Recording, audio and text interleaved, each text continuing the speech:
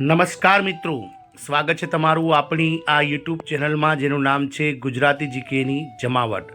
તો ગત રોજ મિત્રો સુપ્રીમ કોર્ટ દ્વારા જે ઐતિહાસિક ચુકાદો આપવામાં આવ્યો હતો, જેમાં 5 વર્ષ કે તેથી વધુ સેવા કોઈપણ વિભાગમાં કોન્ટ્રાક્ટ અથવા આઉટસોર્સમાં જો કર્મચારી નિભાવે તો તેને કાયમી કર્મચારી જેવા લાભ મળવા જોઈએ તેવો સુપ્રીમ કોર્ટે ઐતિહાસિક ચુકાદો આપ્યો હતો.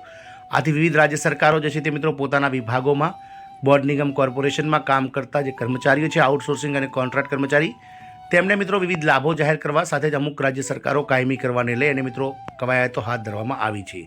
આ તમામ અટકળો વચ્ચે મિત્રો રાજ્ય સરકાર દ્વારા કોન્ટ્રાક્ટ કર્મચારીઓનું નિયમિતીકરણ કરવામાં આવ્યું છે, જેમાં રાજ્ય સરકાર દ્વારા 10 વર્ષની સેવા પૂર્ણ કરનારા કોન્ટ્રાક્ટ કર્મચારીઓને નિયમિત કરવાનો હવે હાઈકોર્ટ દ્વારા પણ આદેશ આપી દેવામાં આવ્યો છે. આ રાજ્ય સરકારના આ વિભાગના કર્મચારી છેલ્લા ઘણા સમયથી હાઈકોર્ટમાં કેસ લડી રહ્યા હતા અને ગતરોજ હાઈકોર્ટ દ્વારા આ કર્મચારીઓના જે છે તે મિત્રો ફેવરમાં ચુકાદો આપવામાં આવ્યો છે અને આ કર્મચારીઓને કાયમી કરવા માટે સરકારને કહેવામાં આવી છે.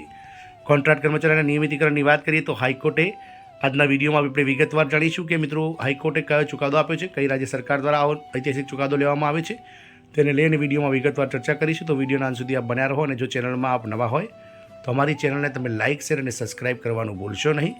બાજુમાં રહેલું બેલ આઇકોન પણ દબાવી દો જેથી કરીને ચેનલ પર મૂકવામાં આવતા ભરતીઓનું નોટિફિકેશન, વિવિધ ભરતીઓના પરિણામ તેમજ આવા સરકારી કર્મચારી, પેન્શનર્સ વગેરેને લગતા સમાચારો અમારા ચેનલના માધ્યમથી તમને સરળતાથી ઉપલબ્ધ થઈ જાય.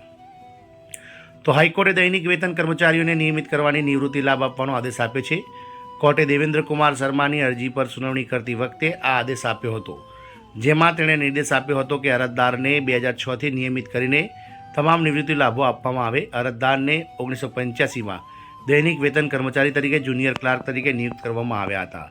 કોન્ટ્રાક્ટ કર્મચારીઓને નિયમિત કરવા અંગે હાઈકોર્ટ અને સુપ્રીમ કોર્ટ દ્વારા ઘણા મહત્વપૂર્ણ નિર્ણયો આપવામાં આવ્યા છે અત્યાર સુધીમાં. આ જ ક્રમમાં રાજસ્થાન હાઈકોર્ટે દૈનિક વેતન કરાર કર્મચારીઓને નિયમિત કરવાનો આદેશ જારી કર્યો છે. આ સાથે નિવૃત્તિ પર લાભ આપવા માટે એક આદેશ પણ જારી કરવામાં આવ્યો છે, જેમાં સરકારને 2006થી કોન્ટ્રાક્ટ કર્મચારીઓને નિયમિત ગણીને તમામ નિવૃત્તિ લાભો આપવા માટે નિર્દેશ આપવામાં આવ્યો છે. કોન્ટ્રાક્ટ કર્મચારીઓના નિયમિતીકરણના સમાચારની વાત કરીએ તો રાજસ્થાનમાં તેમણે જણાવી દઈએ કે આ અરજી લગભગ 25 વર્ષથી કોર્ટમાં પેન્ડિંગ હતી. અરજદારને તેમની પહેલી નિમણૂકના થોડા મહિના પછી જ વિભાગ દ્વારા દૂર કરવામાં આવ્યા હતા. ત્યારબાદ કોન્ટ્રાક્ટ વર્કરે આ મામલાને શ્રમ અદાલતમાં પડકાર્યો હતો. ત્યારબાદ શ્રમ અદાલતે અરજદારની તરફેણમાં નિર્ણય આપ્યો હતો અને 1997માં તેમને વિભાગમાં ફરીથી નિયુક્ત કરવામાં આવ્યા હતા. અરજદારે વિભાગમાં નિયમિતતા માટે અરજી કરી, જેમાં પર વિભાગે વિચારણા કરી ન હતી.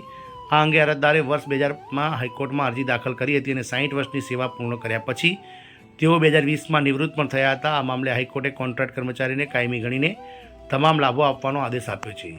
2006થી કરાર આધારિત કર્મચારીઓને નિયમિત કરવાનો આદેશ અરજદાર વતી કહેવામાં આવ્યું છે કે 2009માં જ્યારે રાજ્ય સરકારે એક જાહેરનામું બહાર પાડ્યું હતું કે 10 એપ્રિલ 2006 સુધી કોઈ પણ કોર્ટના આદેશ વિના 10 વર્ષની સેવા પૂર્ણ કરનાર તમામ દૈનિક વેતન કર્મચારીઓને નિયમિત કરવામાં આવશે, પરંતુ વિભાગે અરજદારને નિયમિત કર્યા નથી. કેસની સુનાવણી કરતી વખતે વિભાગે કોન્ટ્રાક્ટ વર્કરને નિયમિત કરવાનો આદેશ આપ્યો હતો, પરંતુ વિભાગે તે આદેશનું પાલન કર્યું ન હતું. લેબર કોર્ટના આદેશને યોગ્ય માનીને હાઈકોર્ટે અરજદારને નિમણૂકની તારીખથી નિયમિત ગણીને તમામ લાભો આપવાનો આદેશ આપ્યો છે. અરજદારની નિમણૂક વર્ષ 1993માં થઈ હતી. હવે કોન્ટ્રાક્ટ કર્મચારીને 1993થી નિવૃત્તિ સુધી નિયમિત ગણીને તમામ લાભો આપવામાં આવશે. આમ રાજસ્થાનમાં કોન્ટ્રાક્ટ કર્મચારી કે જેઓને 10 વર્ષ કરતાં વધારે સમય વીતી ગયો હોય 2006 પછી, તેવા તમામ કર્મચારીઓને કાયમી કરવાને લઈ અને કવાયત હાથ ધરવામાં આવી છે. ગતરોજ સુપ્રીમ કોર્ટે પણ મિત્રો આ કોન્ટ્રાક્ટ કર્મચારીઓનું જે શોષણ થઈ રહ્યું છે તેને લઈ અને અવલોકન ટાંક્યું હતું અને કેન્દ્ર સરકાર અને રાજ્ય સરકારોને વિવિધ વિભાગોમાં કામ કરતા 5 વર્ષ કે તેથી વધુ સેવા સમયથી ફરજ બજાવતા આવા કર્મચારીઓને કાયમી કર્મચારી જેવા લાભ આપવાને લઈ અને અતિ મહત્વનો જે છે તે ટકોર તમામ રાજ્ય સરકારોને કરી હતી. જોવાનું એ રહેશે કે રાજસ્થાન સરકારની જેમ અન્ય રાજ્ય સરકારો પણ આ કોન્ટ્રાક્ટ કર્મચારીઓ માટે ક્યારે જે છે તે મિત્રો આવું વિચારે છે અને કાયમી કરે છે, તો સમય જ બતાવશે. જય હિન્દ, અસ્તુ.